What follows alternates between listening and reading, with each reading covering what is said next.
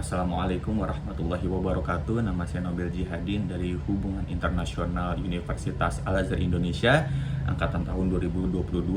Hari ini saya akan membahas serba-serbi pemilihan umum yang tidak lama lagi akan diselenggarakan pada tahun 2024 ini, yang mana sudah terdapat nama-nama besar yang muncul dan menyatakan diri akan ketersediaannya untuk ikut dalam meramaikan persaingan bakal calon presiden, diantaranya seperti Prabowo Subianto yang mencoba peruntungan untuk ketiga kalinya setelah sebelumnya gagal pada 2 periode sebelumnya oleh Joko Widodo, dan ada nama baru seperti Ganjar Pranowo yang diusung oleh PDIP Perjuangan dan didukung oleh Hanura dan PSI. Kemudian ada Prabowo Subianto yang tentu saja bersama dukungan partainya yaitu Gerindra dan PKB.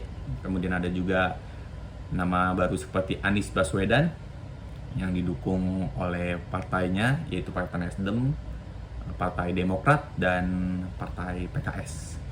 Sementara itu masih ada nama-nama lain seperti Puan Maharani atau Ibu Tri Risma hari ini dan Gubernur Ridwan Kamil. Namun nama-nama tersebut masih jauh persentase suaranya dibanding 3 nama besar utama seperti Prabowo Subianto, Anies Baswedan, dan Ganjar Pranowo.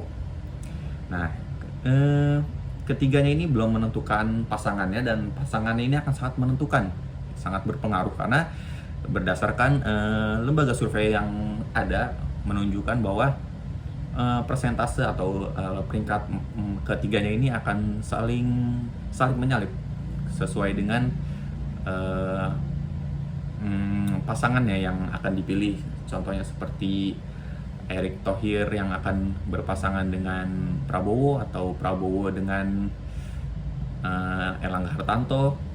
Itu akan menunjukkan perubahan suara peringkat, di mana ada juga Anies Baswedan yang akan berpasangan dengan AHY, atau Anies Baswedan berpasangan dengan Sandiaga Uno kembali.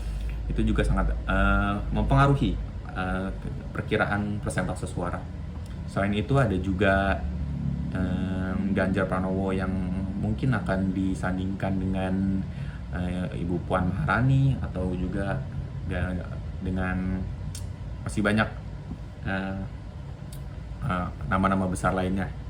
Jadi pemilihan pasangan akan sangat mempengaruhi para bakal calon presiden untuk meraup suara.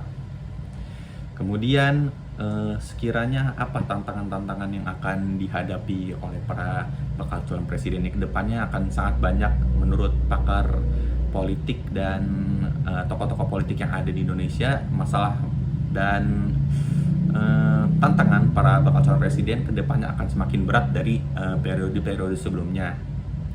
Masalah-masalah seperti isu-isu lingkungan, masalah kesehatan, masalah ekonomi akan semakin kompleks, semakin banyak, dan terus ada masalah baru meskipun seperti COVID-19 yang sudah mulai hilang mungkin, tapi akan muncul wabah-wabah baru diperkirakan seperti cacar monyet atau penyakit gizi seperti gizi buruk atau stunting. Itu akan terus berlanjut ke depannya. Selain itu juga ada isu-isu ekonomi yang tidak akan pernah ada habisnya, apalagi tentang ketidakmerataan pembangunan, di mana para bakal calon presiden dituntut untuk menerapkan keadilan sosial bagi seluruh rakyat Indonesia, yang dimana sampai sekarang masih sangat sulit nampaknya untuk terlaksana, apalagi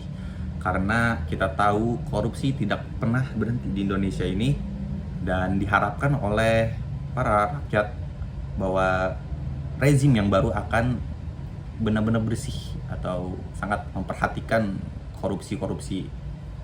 Ya, kemudian apa saja sekiranya modal yang perlu dimiliki oleh para bakal calon presiden untuk memenangkan persaingan pada pemilu 2024 ini? Diantaranya mereka harus meyakinkan masyarakat bahwa masalah-masalah yang kita telah singgung sebelumnya akan sangat diperhatikan, akan sangat ditekankan pada rezim yang akan mereka bangun, dan juga tentu citra yang mereka harus bangun sangat bergantung juga pada pasangan-pasangan yang akan mereka pilih nantinya, seperti yang kita telah singgung sebelumnya.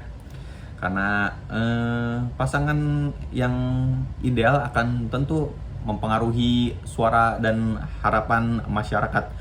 Selain itu juga sepertinya pilihan Bapak Jokowi atau dukungan Bapak Joko Widodo pada para bakal calon presiden yang ada juga akan cukup mempengaruhi, karena kita tahu bahwa Jokowi akan memilih bakal calon presiden yang sekiranya memiliki visi yang dimana akan melanjutkan kinerjanya, memiliki visi yang sama dengan dia, dan dimana para pendukung Joko Widodo tentu akan ikut memilih pasangan tersebut. Jadi suara atau pilihan Jokowi akan cukup membantu, akan cukup berpengaruh.